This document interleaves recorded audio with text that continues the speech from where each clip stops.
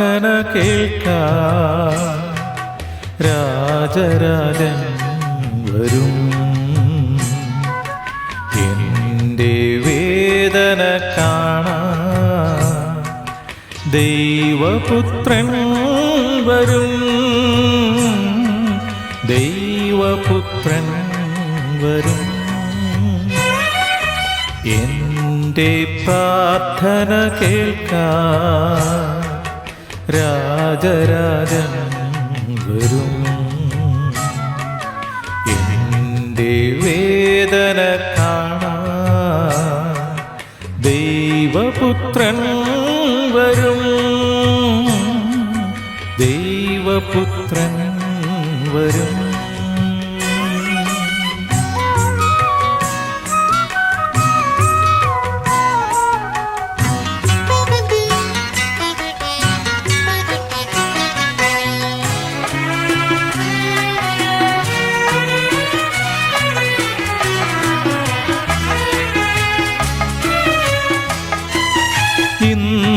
ഇന്നുമുണങ്ങാത്ത ഉൾമുറിവുകളിൽ തൈലം പൂശാന.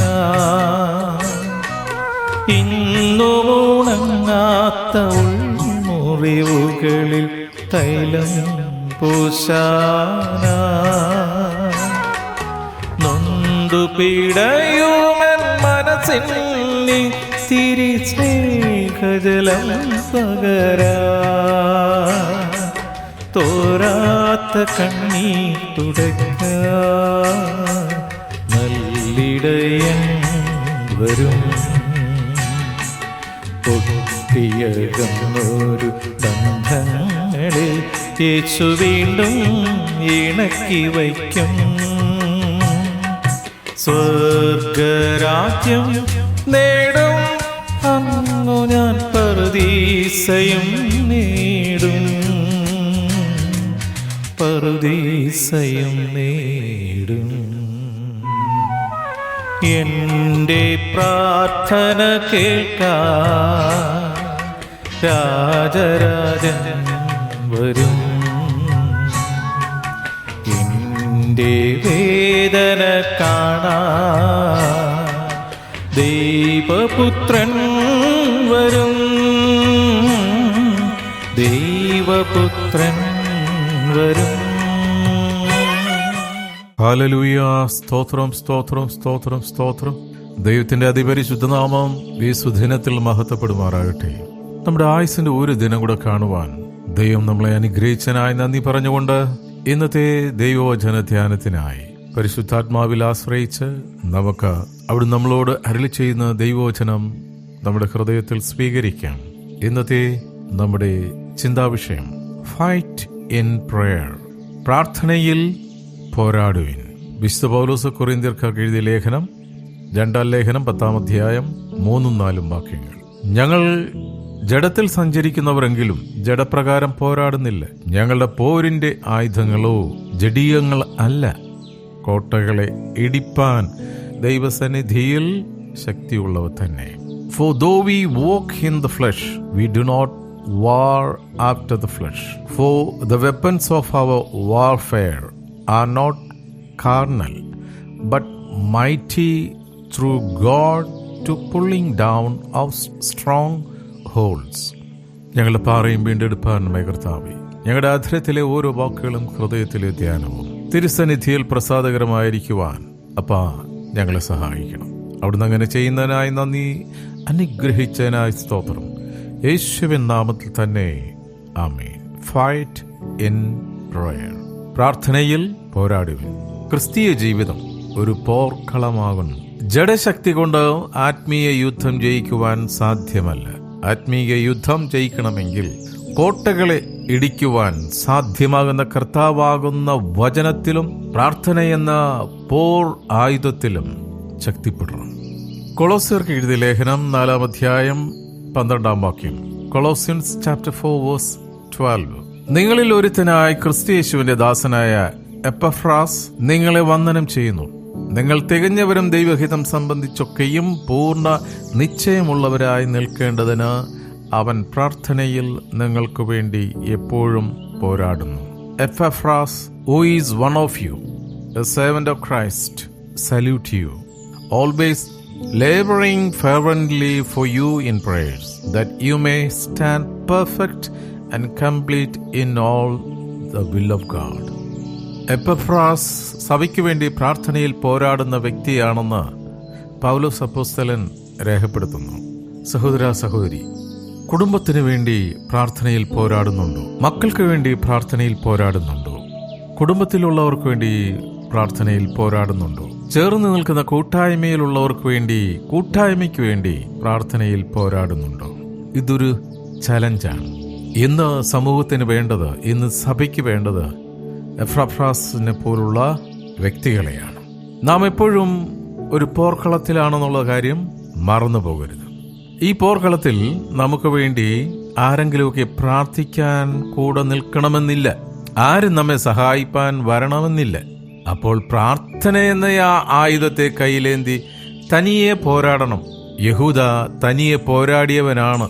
മോശ യഹൂദയെ തന്റെ മരണത്തിന് മുൻപ് അനുഗ്രഹിച്ചു. ഇപ്രകാരം പറഞ്ഞു. ആവർത്തന പുസ്തകം 33 അധ്യായത്തിൽ അതിന്റെ 7 വാക്യത്തിൽ നമുക്കിങ്ങനെ വായിക്കാം. Deuteronomy chapter 33 verse 7. And this is the blessing of Judah. And he said, Hear, Lord, the voice of Judah, and bring him unto his people. Let his hands be sufficient for him, and be an help to him from his enemies. തന്റെ കൈകളാൽ അവനെ തനിക്കായി പൊരുന്നു. ശത്രുക്കളുടെ നേരെ നീ അവന് തുണയായിരിക്കണമേ. Hallelujah. അധികാരത്തിലിരിക്കുന്നവർ തന്റെ ആടുകൾക്ക് വേണ്ടി പ്രാർത്ഥിക്കുന്നവരായിരിക്കണം. ഇന്നത്തെ ക്രിസ്തീയ നേതൃത്വത്തിന് കുറഞ്ഞു പോകുന്ന ഒരു ശക്തിയാണ് തന്റെ മക്കൾക്ക് വേണ്ടി ഇടിവിലിരുന്ന് പ്രാർത്ഥിക്കാനായിട്ട്, അവരെ അനുഗ്രഹിച്ച് പ്രാർത്ഥിക്കാനായിട്ട്, പ്രാർത്ഥനയിൽ പ്രോത്സാഹിപ്പിക്കുന്നവരായിട്ട് മുന്നോട്ട് വരുവാൻ പലർക്കും കഴിയാതെ പോകുന്നതിൻ്റെ അവസ്ഥകളാണ് ഇന്ന് സമൂഹത്തിൽ നമുക്ക് കാണാൻ കഴിയുന്നത്. തനിയെ പോരാടുന്നവൻ യഹൂദ വംശത്തിൽ നിന്നും രാജാതിരാജാവായി യേശു പിറന്നു. നെഹമ്യാവ് ശത്രുക്കളോട് പോരാടുവിൻ എന്ന് ആഹ്വാനം ചെയ്തുകൊണ്ട് ഇപ്രകാരം പറഞ്ഞു. നെഹമ്യായുടെ പുസ്തകം 4 അധ്യായം 14 വാക്യം. നിങ്ങൾ അവരെ പേടിക്കേണ്ട. വലിയവനും ഭയങ്കരനുമായ കർത്താവിനെ ഓർത്തു നിങ്ങളുടെ സഹോദരന്മാർക്കും പുത്രന്മാർക്കും പുത്രിമാർക്കും ഭാര്യമാർക്കും വീടുകൾക്കും വേണ്ടി പൊരുതുവിൻ എന്ന് പറഞ്ഞു. And to the rest of the people, be not afraid of them. Remember the Lord, which is great and terrible, and fight for your brethren, your sons and your daughters, your wives and your houses. നാം നമ്മുടെ സ്വന്തം വിഷയത്തിന് വേണ്ടി പൊരുതിയാൽ പോരാ. വീട്ടുകാർക്കും മക്കൾക്കും തലമുറകൾക്കായും പോരാടണം. കർത്താവിന്റെ സർവായുധ വർഗം കയ്യിലേന്തിക്കൊണ്ടാണ് പോരാടേണ്ടത്. അന്ധകാര ശക്തികൾക്ക് എതിരെയാണ് പോരാടേണ്ടത്. സ്വന്തമായൊരു പോരാട്ടമുണ്ട്. കുടുംബത്തിന് വേണ്ടി പോരാട്ടമുണ്ട്. സ്വന്തമായും കുടുംബത്തിനും മാത്രമല്ല, സുവിശേഷത്തിനായും പോരാടണം. വിശ്വാസ ജീവിതത്തിൽ സുവിശേഷത്തിനായി ഒരു പോരാട്ടമുണ്ട്. അതുകൊണ്ട് പൗലോസ് തന്റെ നിജപുത്രനായ തിമോത്തിയോസിനോട് ഇപ്രകാരം പറഞ്ഞു. 1 തിമോത്തിയോസ് 6 അധ്യായം 12 വാക്യം. വിശ്വാസത്തിന്റെ നല്ല പോർ പൊരുതുക, നിത്യജീവനെ പിടിച്ചുകൊള്ളുക. അതിനായി നീ വിളിക്കപ്പെട്ട് അനേകം സാക്ഷികളുടെ മുൻപാകെ നല്ല സ്വീകാര്യം കഴിച്ചുവല്ലോ.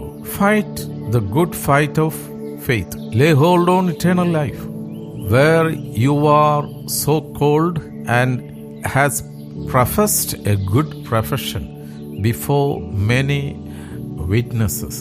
വീണ്ടും 2 തിമോത്തി 2 അധ്യായം അതിന്റെ 1-3 വാക്യങ്ങൾ. എന്റെ മകനെ, യേശു ക്രിസ്തുവിലുള്ള കൃപയാൽ ശക്തിപ്പെടുക.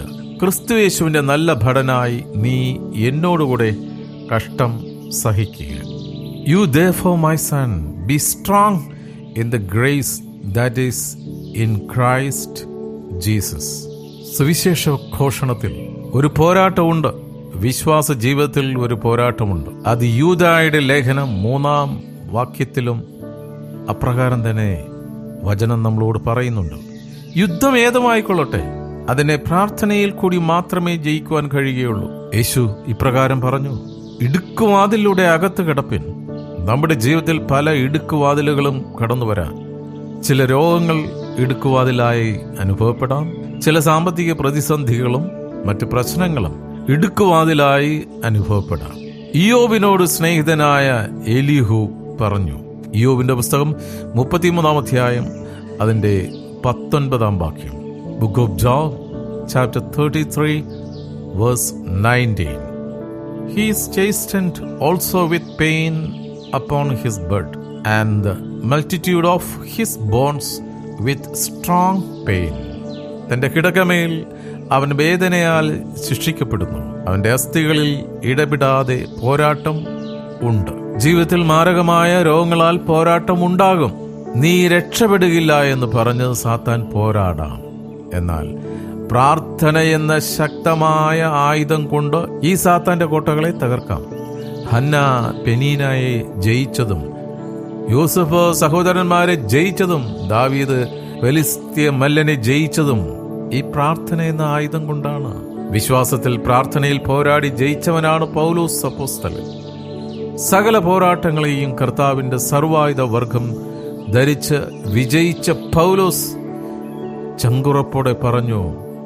2 തിമോത്തി 4 അധ്യായം 7-8 വാക്യത്തിൽ, ഞാൻ നല്ല പോർ പൊരുതു, ഓട്ടം തികച്ച് വിശ്വാസം കാത്തു. ഇനി നീതിയുടെ കിരീടം എനിക്കായി വെച്ചിരിക്കുന്നു. അത് നീതിയുള്ള ന്യായാധിപതിയായ കർത്താവ് ആ ദിവസത്തിൽ എനിക്ക് നൽകും.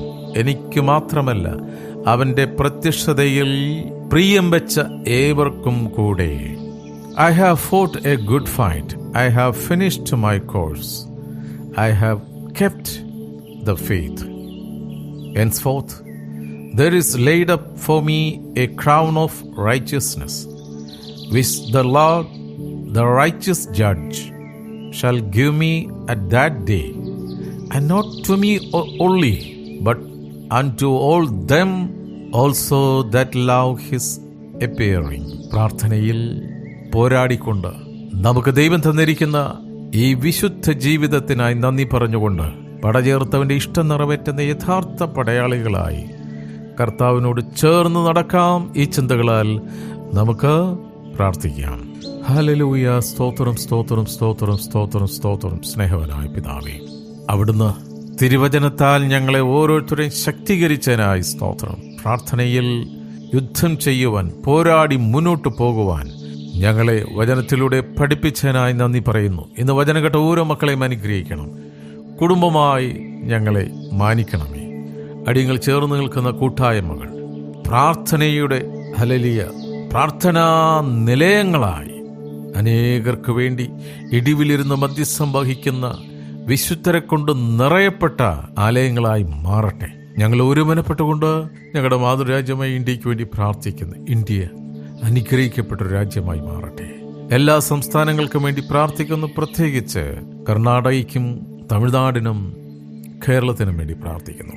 ഹല്ലേലൂയ. ഇന്ത്യയുടെ വിവിധ സംസ്ഥാനങ്ങളിൽ ഇരുന്ന് പ്രാർത്ഥനയിൽ പോരാടുന്ന വിശുദ്ധന്മാരുണ്ട് കർത്താവേ. അവരെല്ലാം ഈ സമയത്ത് തിരുക്കരങ്ങളിൽ സമർപ്പിച്ച് പ്രാർത്ഥിക്കുന്നു. ഓ സ്തോത്രം, സ്തോത്രം, സ്തോത്രം, സ്തോത്രം, സ്തോത്രം. നിന്റെ മക്കളായ ഞങ്ങൾക്ക് തന്നിരിക്കുന്ന അധികാരത്തോടെ അനുഗ്രഹിച്ച് പ്രാർത്ഥിക്കുന്നു. ഏപ്രാപ്പച്ചന് ഒരു അനുഗ്രഹമായതുപോലെ അടിയങ്ങളും ഒരു അനുഗ്രഹമായി അടിയങ്ങളോട് അനേകർ അനുഗ്രഹം പ്രാപിക്കാൻ കൃപ ചെയ്യണം. ഞങ്ങളുടെ തലമുറകളെ അനുഗ്രഹിച്ച് പ്രാർത്ഥിക്കുന്നു. സ്കൂളിലും കോളേജിലും പോകുന്ന കുഞ്ഞുങ്ങളെ സമർപ്പിക്കുന്നു. അവർ ഈ കാലഘട്ടത്തിലൂടെ കടന്നു പോകുന്ന എല്ലാ പ്രതിസന്ധികളെയും തരണം ചെയ്ത് മുന്നോട്ട് ഹല്ലേലൂയ പോകുവാൻ തക്കവണ്ണം പ്രാർത്ഥിക്കുന്ന മക്കളായി തീരുവാൻ അവരെ അനുഗ്രഹിച്ച് പ്രാർത്ഥിക്കുന്നു കർത്താവേ. ഹല്ലേലൂയ.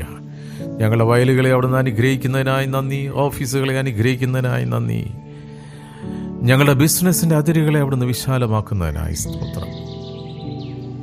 ഒരിക്കൽ കൂടി കർത്താവേ, അടിയങ്ങളെ പ്രാർത്ഥനാ സഹായം ആവശ്യപ്പെട്ടിരിക്കുന്ന ഓരോ മക്കളെയും പ്രത്യേകമായി സമർപ്പിച്ച് പ്രാർത്ഥിക്കുന്നു.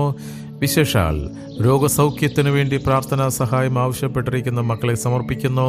അവിടുന്ന് സൗഖ്യമാക്കുന്ന യഹോവയാണല്ലോ. അവിടുത്തെ അടിപ്പിണരുകളാൽ പൂർണ്ണ സൗഖ്യം വന്നുമിരിക്കുന്നതിനായി സ്തോത്രം. ഒരിക്കൽ കൂടി ഈ ദിവസത്തിനായി സ്തോത്രം. ഇന്നത്തെ ദിവസം അനുഗ്രഹിക്കപ്പെട്ട നിലയിൽ അവിടുത്തെ സന്നിധിയിലായിരിക്കുവാൻ കൃപ ചെയ്യണം. പ്രാർത്ഥനയും യാചനയും കേട്ടിരിക്കാൻ നന്ദിയപ്പ. യേശുവിൻ നാമത്തിൽ തന്നെ.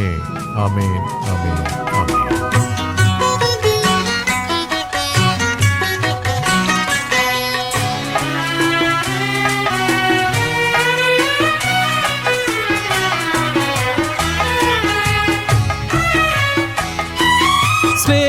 മോഹിച്ചു എന്നൊരു കുറ്റം ഞാൻ ചെയ്തു, കുരിശു ചുവന്നു. മോഹിച്ചു എന്നൊരു തെറ്റു ഞാൻ ചെയ്തു, മുൾമുടി സ്വീകരിച്ചു. എന്റെ മനസ്സും ഹൃദയവും അറിയാൻ അജപാലബാലൻ വരും. കൂട്ടുപിരിഞ്ഞോരും മണവാട്ടിയെ യേശു കൂടെ കൊണ്ടുപോരും. സ്വർഗരാജ്യം നേടും അന്നു ഞാൻ പറുദീസയം നേടും, പറുദീസയം നേടും. എന്റെ പ്രാർത്ഥന കേൾക്കാൻ രാജരാജൻ വരും. എന്റെ വേദന കാണാൻ ദൈവപുത്രൻ വരും, ദൈവപുത്രൻ വരും. എന്റെ പ്രാർത്ഥന കേൾക്കാൻ രാജരാജൻ വരും. എന്റെ വേദന കാണാൻ ദൈവപുത്രൻ വരും, ദൈവപുത്രൻ വരും.